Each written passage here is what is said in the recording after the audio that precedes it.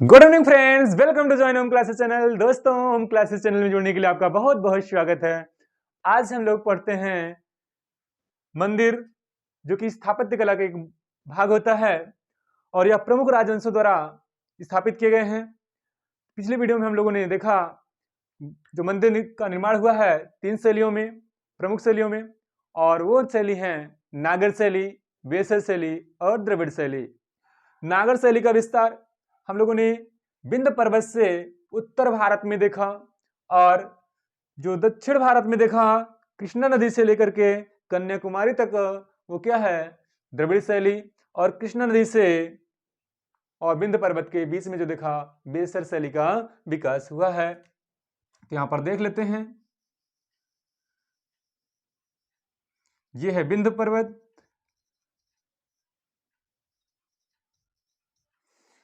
यहां पर उत्तर भारत में नागर शैली, और महाबलेश्वर पहाड़ी से कृष्णा नदी का उद्गम होता है,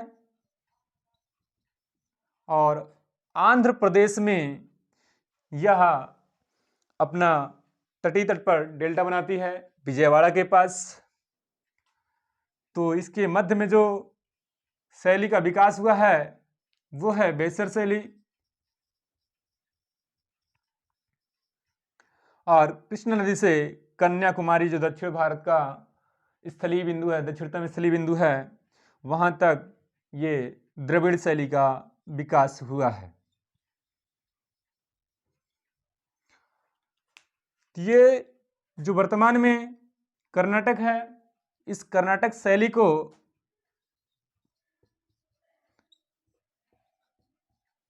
बेसर शैली भी कहा जाता है, बेसर शैली। और इसका विस्तार चालुक्य वंशों ने दक्षिण भारत में खूब किया। तो आज हम लोग पढ़ते हैं यहाँ पर इन शैलियों पर आधारित क्वेश्चन और मंदिर पर विभिन्न बनने वाले प्रश्न को वहाँ पर अच्छे से पढ़ाया गया है। एक बार उसको जरूर आप देख लेंगे। आज हम लोग पढ़ते हैं यहाँ पर राजवंशों के द्वारा स्थापित मंदिर को पढ़ते हैं। तो हम यहाँ पर सबसे पहले राजवंशों को देख लेते हैं, उनके साम्राज्यों को देख लेते हैं, ताकि याद करने में आसान पड़े। तो यहाँ पर देखते हैं तमिलनाडु यानी दक्षिण भारत में सबसे पहले यहाँ पर देखते हैं पांड्य साम्राज्य यानी पांड्य वंश। दूसरा यहाँ पर पल्लव वंश, और यहाँ पर चोल वंश। ये तमिलनाडु के क्षेत्र हैं, वहां पर इनका विस्तार हुआ, इन वंशों का विस्तार हुआ। आगे यहाँ देखते हैं उसी के समकालीन यहाँ पे कर्नाटक में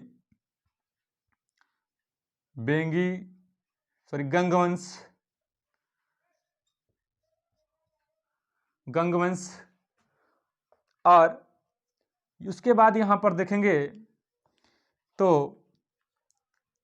चालुक्य वंश। जब गंग वंश का साम्राज्य समाप्त होता है, चालुक्य वंश आता है। फिर उसके बाद यहाँ पर चालुक्य वंश से ही एक उदय होता है नए साम्राज्य की। ये चालुक्य वंश भी आगे बताया जाएगा आपको। कर्नाटक तक इसका विस्तार होता है। पश्चिमी चालुक्य,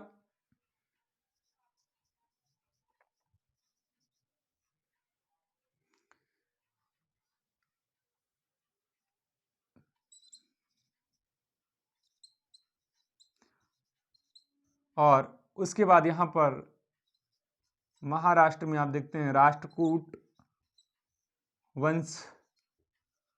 इस क्षेत्र के बाद पश्चिमी चालुक्य वंश के बाद राष्ट्रकूट वंश का उदय होता है। इसी के बाद इसी चालुक्य वंश से एक नए साम्राज्य का उदय होता है, जो है यहाँ पर बेंगी चालुक्य।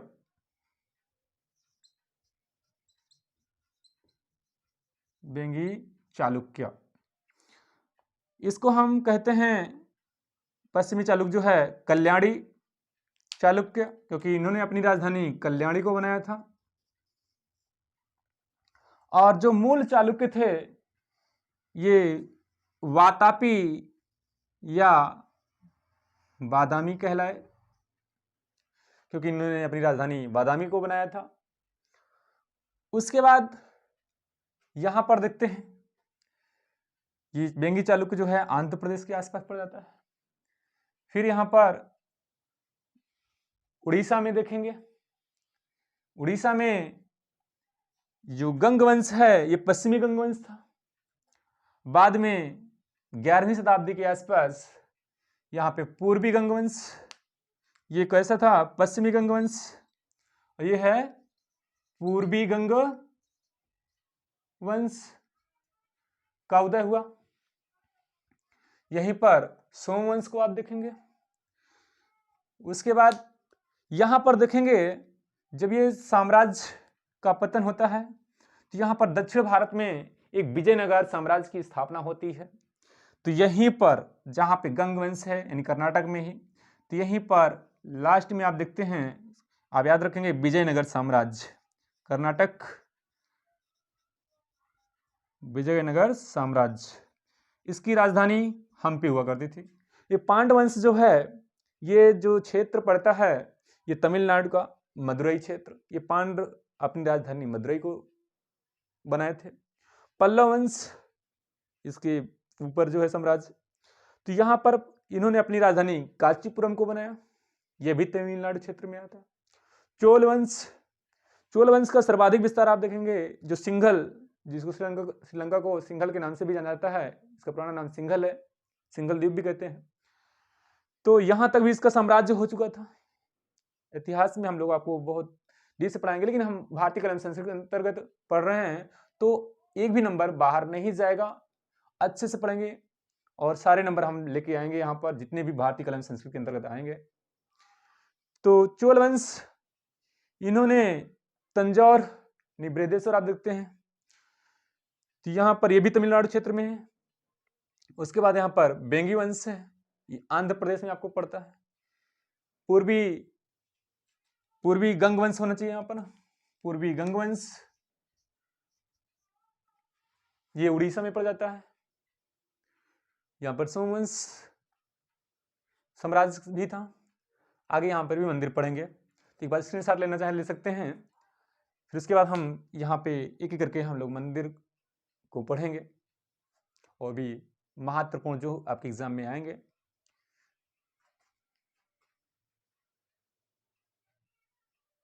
तो यहाँ पर हम लोग पढ़ते हैं पांड्य वंश को, देखते हैं यहाँ पर यह है पांड्य वंश। तो पांड्य वंश की जो राजधानी हुआ करती थी वो क्या है, मदुरई।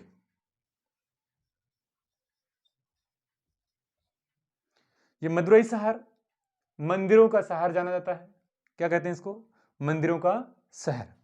तो यहां पर कुछ पॉइंट हम लोग लिख सकते हैं, यहां पर इसको कहते हैं क्या, मंदिरों का शहर।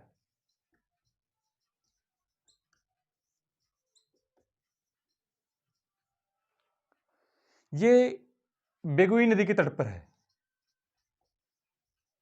बेगुई नदी के तट पर बसा है।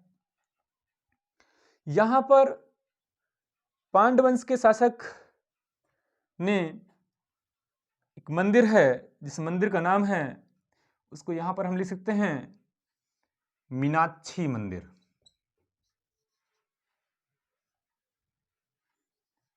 मीनाक्षी मंदिर का निर्माण करवाया। मीनाक्षी किसे कहा जाता है, पार्वती को। किसको कहा जाता है, पार्वती को, क्योंकि यहां पर जो शासक थे, पांड्य राजा थे मलयध्वज, उनको संतानें नहीं हो रही थी। मलयध्वज की पत्नी का नाम कंचना था और ये यज्ञ किए, तो यज्ञ के दौरान से उस कुंड से एक कन्या की उत्पत्ति हुई और तभी भविष्यवाणी हुई आकाश से और कि मैं एक अपने समय पर आऊंगा और इनसे प्यार चाहूंगा। तो वो कहा जाता है कि भगवान शिव थे। तो भगवान शिव जो हैं सुरेश्वर के रूप में यहाँ पर जन्म लेते हैं और यहाँ पर इनसे प्यार चाहने के लिए आते हैं। तो यहाँ पर कह सकते हैं जो मंदिर है वो मंदिर कौन सा है, यहाँ पर जो प्रतिमा है वो सुरेश्वर व पार्वती की, सुरेश्वर व पार्वती की प्रतिमा है। यहां पर देखें तो ये जो मंदिर निर्मित है ये तो किस शैली में है, द्रविड़ शैली में, आपको पता ही है। और द्रविड़ शैली की जो उपशैली है नायक शैली। तो कई बार एग्जाम में आया हुआ है कि मीनाक्षी मंदिर का निर्माण किस शैली में हुआ है, तो बताएंगे नायक शैली। ना ऑप्शन में रहे द्रविड़ शैली आप बताएंगे, क्योंकि द्रविड़ शैली की यह उपशैली है। कहा जाता है यहां पर भगवान विष्णु की भी प्रतिमा स्थापित है, यानी वैष्णव संप्रदाय के लोग भी रहते हैं। शिव सुरेश्वर किसे कहते हैं, भगवान शिव को, क्योंकि शिव का अवतार है। तो इन शैव संप्रदाय और वैष्णव संप्रदाय में एकजुटता स्थापित करने के लिए यहां पर एक त्योहार मनाया जाता है। वो कौन है, चिथुरई त्योहार, चिथिरई त्योहार। इसीलिए वैष्णव संप्रदाय और शैव संप्रदाय की एकजुटता का प्रतीक है। तो कई बार एग्जाम में आया है चिथुरई त्योहार कहाँ मनाया जाता है, तो आप बताएंगे ये तमिलनाडु में मदुरई में मनाया जाता है इस पर्व पर। तो आप इसका स्क्रीनशॉट लेना चाहें तो एक ले सकते हैं। तो हम यहाँ पर पांड्य वंश के बाद पल्लव वंश को पढ़ते हैं। पल्लव वंश का विस्तार भी आप देखेंगे तमिलनाडु क्षेत्र में है। इनकी राजधानी हुआ करती थी कांचीपुरम। कांचीपुरम किसकी राजधानी हुआ करती थी, पल्लव वंश की। तो यहां पर एक मंदिर का निर्माण पल्लव शासन ने करवाया है, वो है, उस मंदिर का नाम यहां पे लिख लेते हैं। उस मंदिर का नाम है महाबलीपुरम। महाबलीपुरम का रथ मंदिर।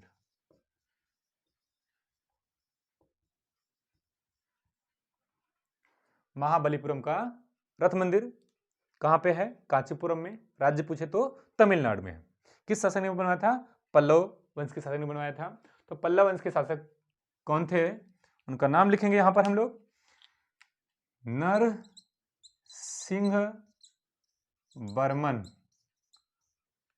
फर्स्ट। नरसिंह बर्मन फर्स्ट ने बनाया था महाबलीपुरम का रथ मंदिर। ये भगवान शिव को समर्पित है, भगवान शिव को समर्पित है।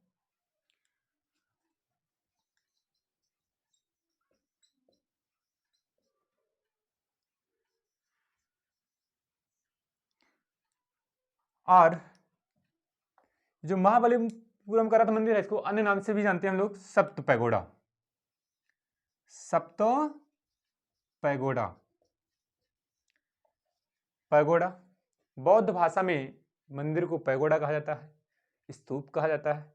वैसे तमिल भाषा में मंदिर को कोविल भी कहा जाता है। ये सब फर्स्ट वीडियो में आपको बताए गए हैं। तो पल्लव वंश में हम लोग एक शासक नरसिंह वर्मन द्वितीय हैं, उनको भी पढ़ते हैं।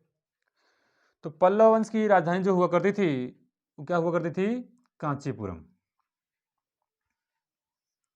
क्या हुआ करती थी, कांचीपुरम। तो कांचीपुरम में कांचीपुरम का कैलाश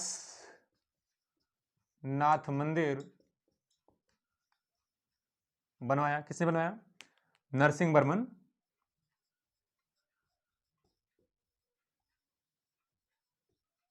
द्वितीय ने। किसको समर्पित है ये? भगवान शिव को। भगवान शिव को समर्पित है।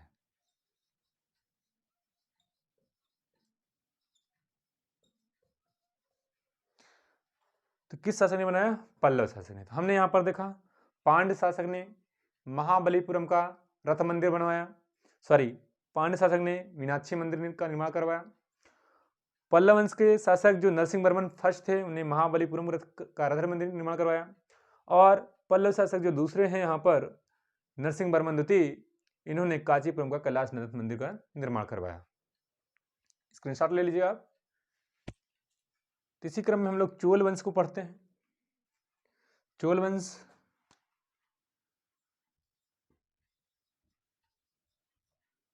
शासक ने तंजौर में एक मंदिर का निर्माण करवाया, और ये तंजौर कहां पड़ता है? तमिलनाडु में। इसको कहते हैं बृहदेश्वर मंदिर। बृहदेश्वर मंदिर या इसी को कहते हैं राजराजेश्वर मंदिर।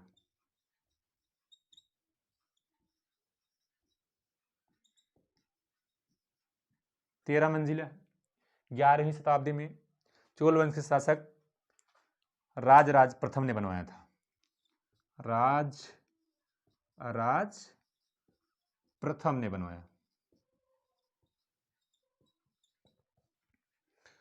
इंपॉर्टेंट है फैक्ट, इसको भी आप लिख लेंगे। यहां पर बृहदेश्वर मंदिर जो है ये भी भगवान शिव को समर्पित है। किसको है?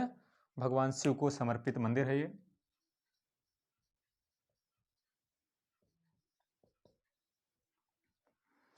तो इसका भी एक स्क्रीनशॉट ले लीजिएगा।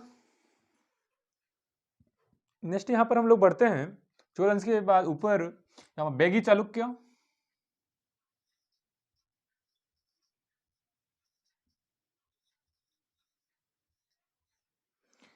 बैगी चालुक्य में देखते हैं ये क्षेत्र जहां से ये कर्ब है, ये राजस्थान सॉरी आंध्र प्रदेश का क्षेत्र आ जाता है। तो आप समझ गए होंगे बैगी चालुक्य जो थे वो उनका विस्तार आंध्र प्रदेश में। तो यहां पर एक शासक हुए विष्णुवर्धन। विष्णुवर्धन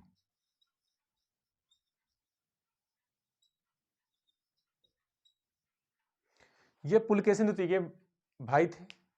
आप यहां पर देखते हैं चालुक्य साम्राज्य के संस्थापक थे पुलकेशिन फर्स्ट हुए थे। उनके पुत्र कीर्तिवर्मन हुए थे जो यहाँ पर कर्नाटक में वराह मंदिर का निर्माण कराए थे। और कीर्तिवर्मन के पुत्र हुए पुलकेशिन द्वितीय और उनके भाई ये विष्णुवर्धन। तो पुलकेशिन द्वितीय ने साम्राज्य दे दिया पूर्वी भाग में, जो पूर्वी चालुक्य कहलाए, रे पश्चिमी चालुक्य कहलाए। तो पूर्वी चालुक्य में जो शासन किया किसने किया? विष्णुवर्धन ने किया, क्योंकि इन्होंने बेगी अपनी राजधानी बनाई थी इसलिए इनको बेगी चालुक्य कहा गया था। पश्चिमी चालुक्य जो थे उन्होंने अपनी राजधानी कल्याणी बनाई थी इसलिए उनको कल्याणी चालुक्य कहा गया। और जो मूल चालुक्य थे जो कर्नाटक में यहाँ पर जिनसे चालुक्यों की उत्पत्ति हुई थी वो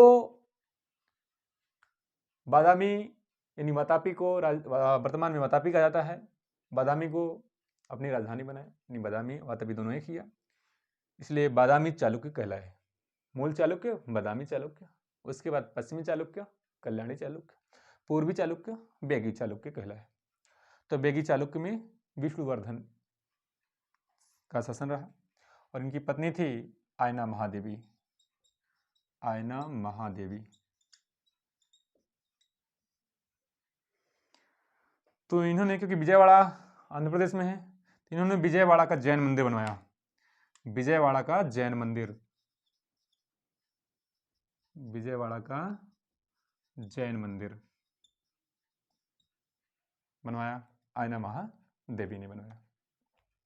इसी आंध्र प्रदेश में एक वंश का उदय हुआ जिसको कहा जाता है काकतीय वंश।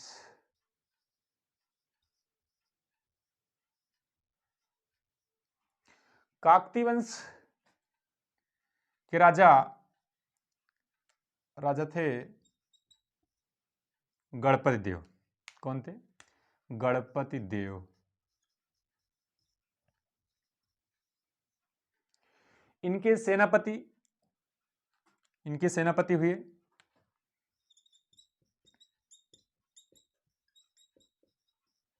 रेचरला रुद्रदेव या रेचरला रुद्र। इन्होंने रुद्रेश्वर मंदिर का निर्माण करवाया। रुद्रेश्वर मंदिर का निर्माण करवाया और इसके जो वास्तुकार थे, जो डिजाइन थे करते थे, वो थे रमप्पा। इसीलिए रुद्रेश्वर मंदिर को रमप्पा मंदिर भी कहा जाता है। थोड़ा यहां से रुद्रेश्वर मंदिर को अलग हम देख लेते हैं। रुद्रेश्वर मंदिर आंध्र प्रदेश में।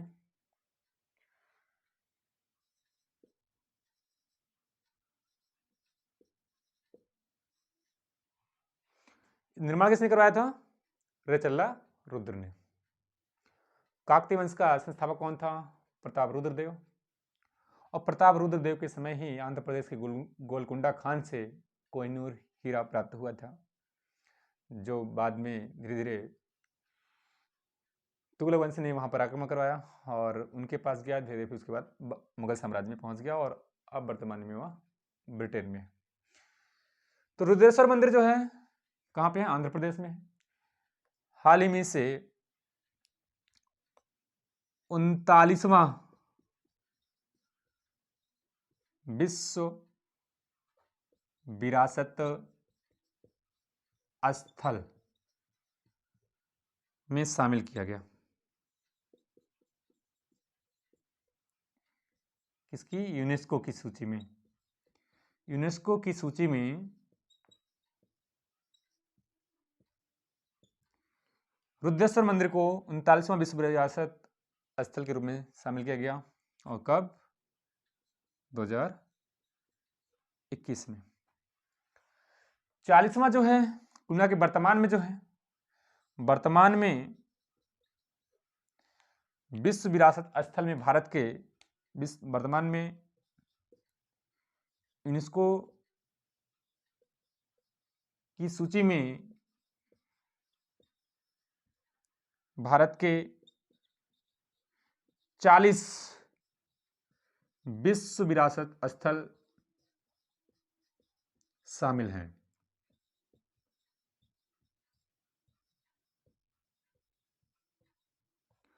और 40वां भी यहां पर देखना चाहें देख सकते हैं। 40वां विश्व विरासत स्थल है 40वां विश्व विरासत स्थल धौलावीरा, गुजरात में।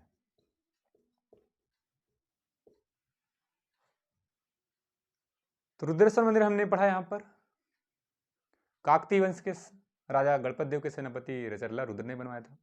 रमप्पा इस मंदिर के क्या थे? रमप्पा जो थे वास्तुकार थे।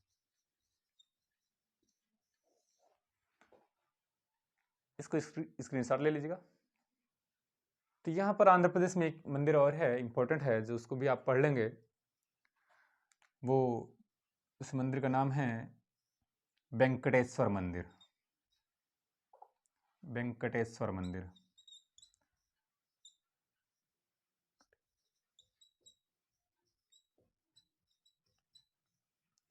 तो वेंकटेश्वर मंदिर जो है ये भगवान विष्णु को समर्पित है। भगवान विष्णु को समर्पित है। इसको तमिल शासक, और है कहां पे? चित्तूर जिला। और चित्तूर जिला है कहां? ये आंध्र प्रदेश में। आंध्र प्रदेश में चित्तूर जिला। इसको तमिल शासक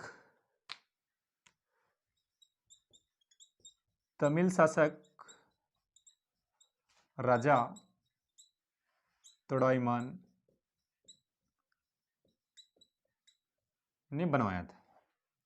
ये भी इंपॉर्टेंट था, आंध्र प्रदेश में। ये इसको भी याद कर लेंगे, स्क्रीनशॉट ले लीजिएगा।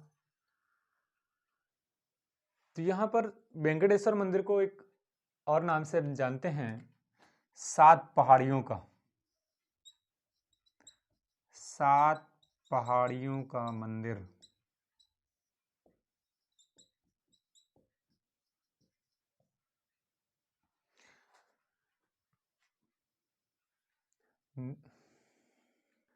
तो यहाँ पर हम लोग पढ़ते हैं नेक्स्ट उड़ीसा साम्राज्य में, जिसको उड़ीसा को पहले कलिंग साम्राज्य कहा जाता था।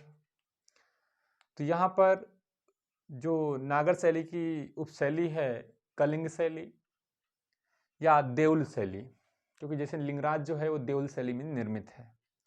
तो उड़ीसा में 3 प्रमुख, जो वर्तमान उड़ीसा है, जो पहले कलिंग के नाम से जाना जाता था, उत्पल के नाम से जाना जाता था, अब वर्तमान में उड़ीसा के नाम से जाना जाता है। तो उसमें 3 मंदिर, प्रमुख मंदिर हैं, उनको पढ़ते हैं। वो मंदिर हैं कौन से? पहला पढ़ते हैं हम लोग कोणार्क का सूर्य मंदिर। कोणार्क का सूर्य मंदिर कहाँ है? ये उड़ीसा में है, कोणार्क में है, उड़ीसा साम्राज्य है। उसके बाद इसको हम दूसरे नाम से जानते हैं, ब्लैक पैगोडा। ब्लैक पैगोडा के नाम से जानते हैं। ये भगवान सूर्य को समर्पित है। किसको समर्पित है? भगवान सूर्य को समर्पित है। भगवान सूर्य को समर्पित है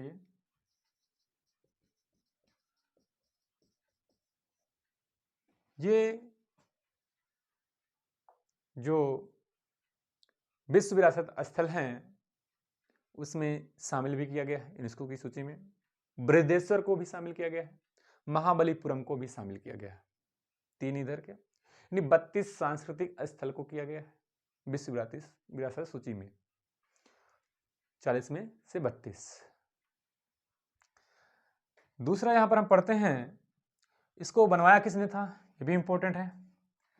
इसको निर्मित कराए थे, उनका नाम है नरसिंहदेव फर्स्ट। नरसिंहदेव फर्स्ट, क्योंकि आपको बताया गया था जो ये उड़ीसा साम्राज्य है, उड़ीसा साम्राज्य में गंग वंश जो यहाँ पर देखा गया था 5वीं सदी के आसपास पश्चिमी गंग वंश का विकास हुआ था। बाद में 10वीं यानी 11वीं सदी के आसपास पूर्वी गंग वंश का विकास हुआ।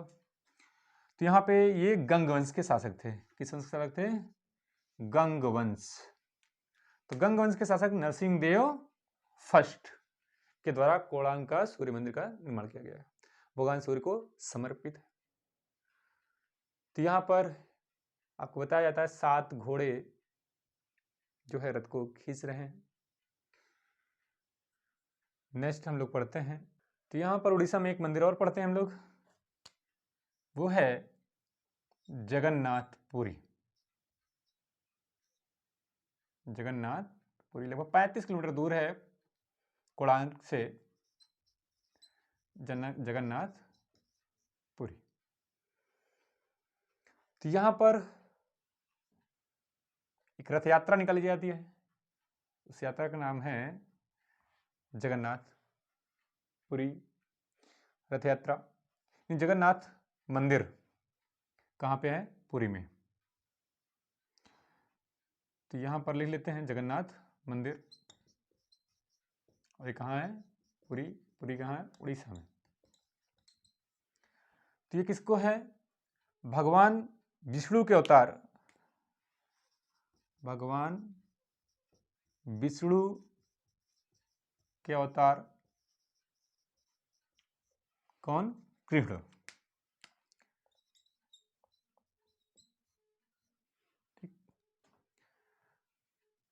कि यहाँ पर कृष्ण, उनके भाई बलभद्र व बहन सुभद्रा की रथ यात्रा निकाली जाती है।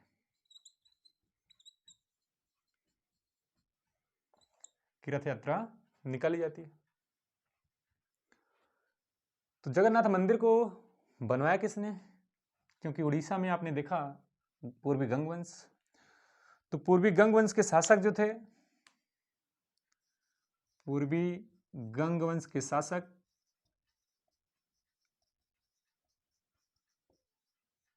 जिनका नाम था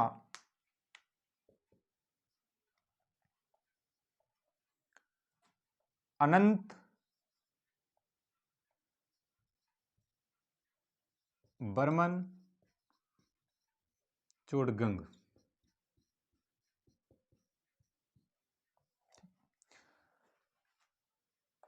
इसे सफेद पैगोडा के नाम से भी जाना जाता है। किस मंदिर को? जगन्नाथपुरी को। जगन्नाथपुरी को सफेद पैगोडा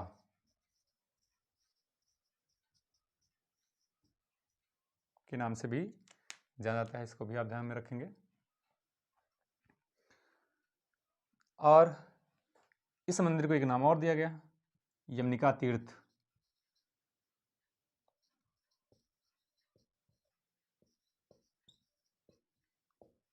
इसी मंदिर का नाम है, यानी जगन्नाथ मंदिर का।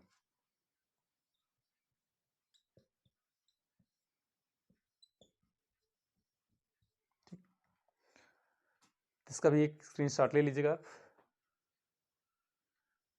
उड़ीसा में एक वंश है सोमवंश, यहाँ पर भी पढ़ते हैं एक राजा हुआ करता था जिसका नाम था ययाति केसरी। ययाति केसरी। इसने लिंगराज मंदिर, लिंगराज मंदिर जो है ये देउल शैली में है। किस शैली में है? देउल शैली में। जबकि जगन्नाथपुरी कुड़ांग मंदिर जो है ये किस शैली में है? नागर शैली में निर्मित है। लिंगराज मंदिर देउल शैली जो नागर शैली की उप शैली है। कोणार्क जो मंदिर है वो कलिंग शैली या नागर शैली। तो लिंगराज मंदिर जो है किसको समर्पित है? तो भगवान हरिहर को। हरिहर को। हरि मतलब विष्णु और हर का मतलब है शिव यानी महादेव, यानी वैष्णव और शैव संप्रदाय के लोग यहाँ पर हैं। तो लिंगराज मंदिर जो है ये कहाँ पर है? भुवनेश्वर में। लिंगराज मंदिर है कहाँ पे? भुवनेश्वर। भुवनेश्वर किसकी राजधानी है? उड़ीसा की। ठीक। तो सोमवंश के बाद हम लोग पढ़ते हैं यहाँ पर पश्चिम बंगाल में मंदिर है दक्षिणेश्वर मंदिर, यहाँ पर काली माँ का मंदिर है ये। उसके बाद असम में पढ़ते हैं, यहाँ पर असम में है गुवाहाटी। असम में गुवाहाटी में नीलांचल पहाड़ी पर कामाख्या मंदिर है। कामाख्या मंदिर। गुवाहाटी कहाँ पड़ता है? असम में। तो कहा जाता है यहाँ पर कोई भी मूर्ति नहीं है, यहाँ पर मूर्ति स्थापित नहीं है, योनि पूजा की जाती है। और कहा जाता है जब माँ कामाख्या रजस्वला होती हैं उसी अवसर पर यहाँ पर एक मेला, एक उत्सव मनाया जाता है, वो है अम्बुबाची। कई बार एग्जाम में आया है, वेरी वेरी इंपॉर्टेंट। अम्बुबाची कहाँ पर? असम में। वो भी जून आषाढ़ के महीने में। ये मेला या यह उत्सव मनाया जाता है जब कामाख्या मंदिर क्या होती है, रजस्वला होती है। इसमें उन सभी महिलाओं यानी स्त्रियों को भी पूजा करने का अनुमति दिया गया है जो मासिक धर्म के समय होती हैं। तो इस मंदिर का निर्माण कूच बिहार के राजा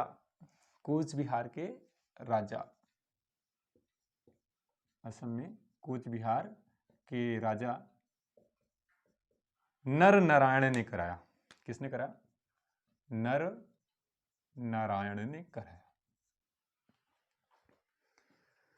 नेक्स्ट यहां पर एक मंदिर असम में और देख लेते हैं। असम में एक मंदिर है नवग्रह मंदिर।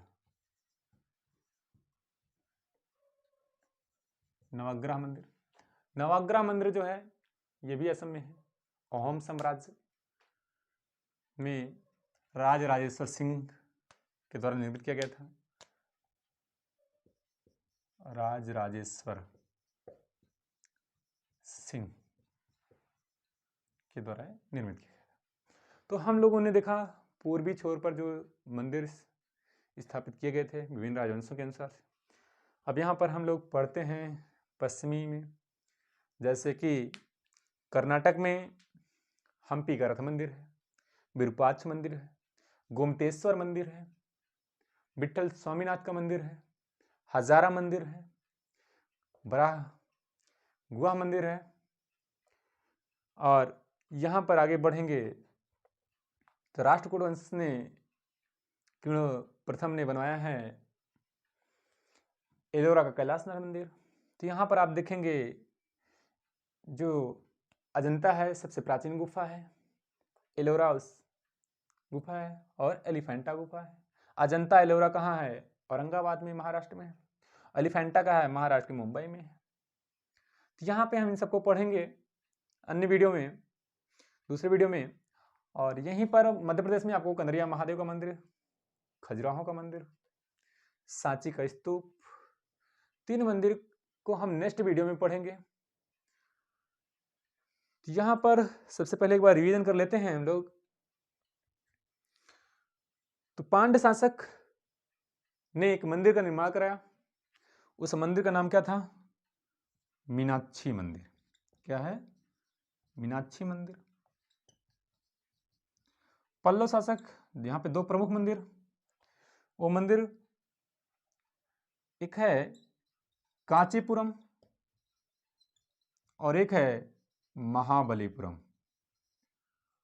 महाबलीपुरम मंदिर को नरसिंह वर्मन फर्स्ट और कांचीपुरम को नरसिंह वर्मन सेकंड ने बनाया। उसके बाद यहाँ पर चोल वंश ने एक मंदिर बनाया जिसका नाम था बृहदेश्वर मंदिर या राजराजेश्वर मंदिर। इसको किसने बनवाया था? चोल वंश के शासक राजराज प्रथम ने बनवाया था। ठीक। बेगी चालुक्य ने यहां पर बनवाया था विजयवाड़ा का जैन मंदिर। ध्यान दीजिएगा, विजयवाड़ा और दिलवाड़ा अलग है। दिलवाड़ा का जैन मंदिर राजस्थान के माउंट आबू पर है जो सिरोही जिले में स्थित है। इसमें 5 मंदिरों का समूह है ये, जिसमें पहली मंदिर जो है बिमल शाही मंदिर, उसको बिमल शाह ने बनवाया था। चालुक्य वंश के राजा के मंत्री जो थे बिमल शाह, उन्होंने बनवाया था। लूना वसाई के मंदिर वास्तुपाल और तेजपाल 2 भाइयों ने बनवाया था। तो 5 मंदिर है यहाँ पर। 5 मंदिरों के समूह को अलग अलग बनाया गया है। इसको हम नेक्स्ट वीडियो में देखेंगे। तो यहाँ पे काकती वंश देखते हैं। तो काकती वंश में आपको बताया गया, काकती वंश में एक मंदिर का निर्माण हुआ, वो है रुद्रेश्वर रमप्पा मंदिर। रुद्रेश्वर या रमप्पा मंदिर। इसको किसने बनवाया था? रेचरला रुद्र ने। ये काकती वंश के शासक गणपत देव के सेनापति हुआ करते थे। पूर्वी गंग वंश में देखते हैं। पूर्वी गंग वंश ये तमिलनाडु क्षेत्र में, और ये आप पढ़ेंगे आंध्र प्रदेश क्षेत्र में, और ये है आपका उड़ीसा। ऐसे आप पढ़ लेंगे ताकि आप भ्रम न हो और याद हो जाए और अच्छे मार्क्स लेके आए। पूर्वी गंगवंश में 2 मंदिर को हम लोगों ने पढ़ा यहाँ पर मेन।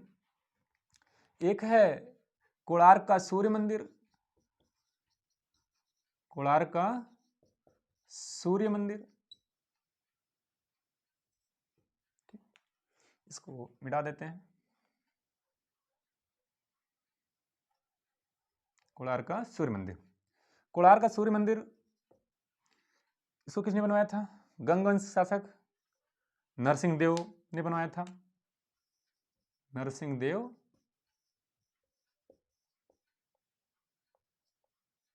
फर्स्ट। और यहां पर एक है मंदिर है जगन्नाथपुरी, जगन्नाथपुरी जिसे सफेद पैगोडा भी कहा जाता है। जगन्नाथपुरी मंदिर का निर्माण किसने करवाया था? यह भी गंगवंश के शासक अनंत देव बर्मन ने,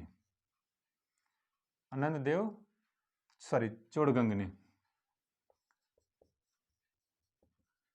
इसका निर्माण करवाया था।